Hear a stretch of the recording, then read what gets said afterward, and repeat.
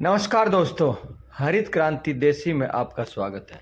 यदि आप चैनल में नए हैं तो चैनल को सब्सक्राइब करें, बेल आइकन का बटन दबाएं, वीडियो को शेयर करें और अपने कीमती सुझाव कमेंट बॉक्स में ज़रूर लिखें।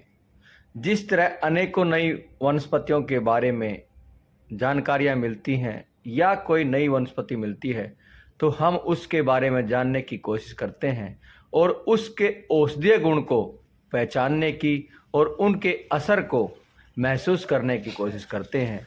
इसी तरह आपको दिखाते हैं, यह जो पौधा देख रहे हो यह ओडोमास का पौधा है।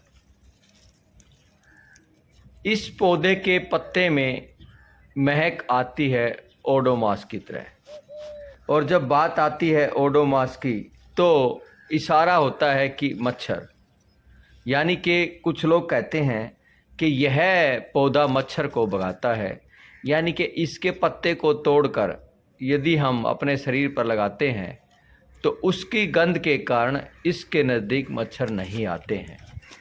लेकिन यह बात 100% सही नहीं है।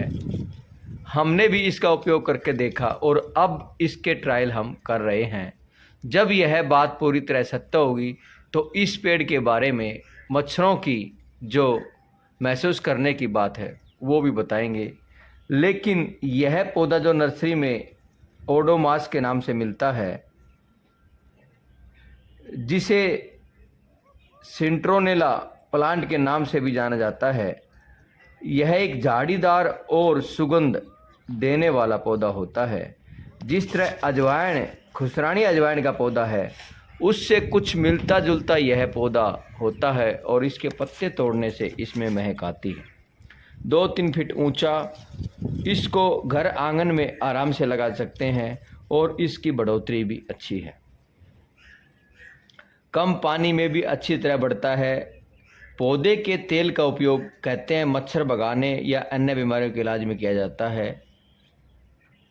जिस तरह गेंदा, लेमन ग्रास, लेवेंडर, तुलसी, नीम, रोजमेरी, सिंट्रोनेला ग्रास, कैटनिप और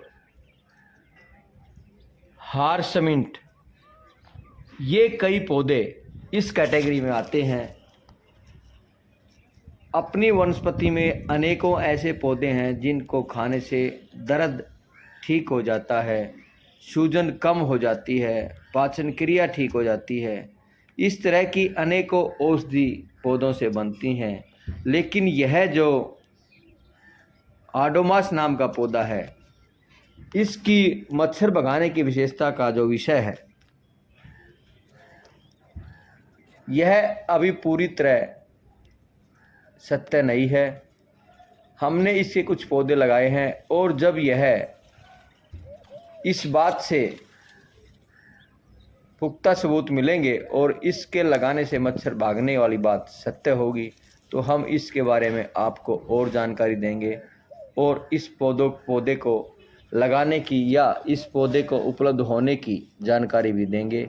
आपके आसपास इस तरह के जो पौधे हैं उनके बारे में कमेंट बॉक्स में ज़रूर लिखें या कोई उनका फ़ोटो डालें या उनकी कोई जानकारी डालें जिसको हम यह बता सकें कि हाँ, इस पौधे के इस गुण के कारण इसको उपयोग किया जाता है। वैसे तो अपनी वनस्पति में अनेकों पौधे अनेकों नाम से हैं। कई पौधे ऐसे भी हैं मात्र नाम लेने से ही हम उसके गुणों को समझ पाते हैं और उसके उपयोगिता को समझ पाते हैं।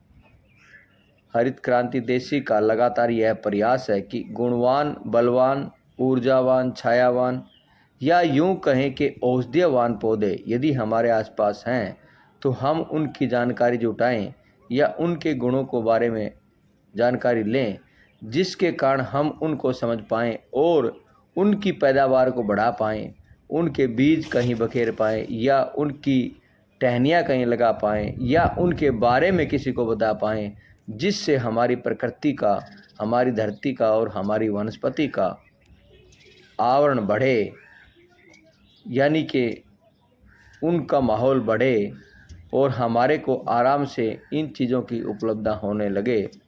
क्योंकि आजकल बहुत सारी वनस्पति पेस्टिसाइड और कमज़ोर बीज होने के कारण ख़त्म होती जा रही हैं। यह भी एक गंभीर विषय है जिसको देखते हुए जब कोई पौधा बगैर बीज का है तो उसकी टहनी लगती है और अधिकतर देखा गया है कि बीज से लगने वाले पौधे मजबूत भी रहते हैं और उनके अंदर गुण भी ज़्यादा होते हैं। दोस्तों, आपको ओडोमास की जानकारी कैसी लगी या इस विषय में यदि आपके पास कोई जानकारी है तो कमेंट बॉक्स में ज़रूर लिखें और जब इसके बारे में पुख्ता सबूत होंगे तो आपको सूचित किया जाएगा। आप लगातार हमारे चैनल पर बने रहें। हमारी कोशिश है कि जो पौधों के बारे में नई और विशेष जानकारी है वह आप तक ज़रूर पहुँचाएँ।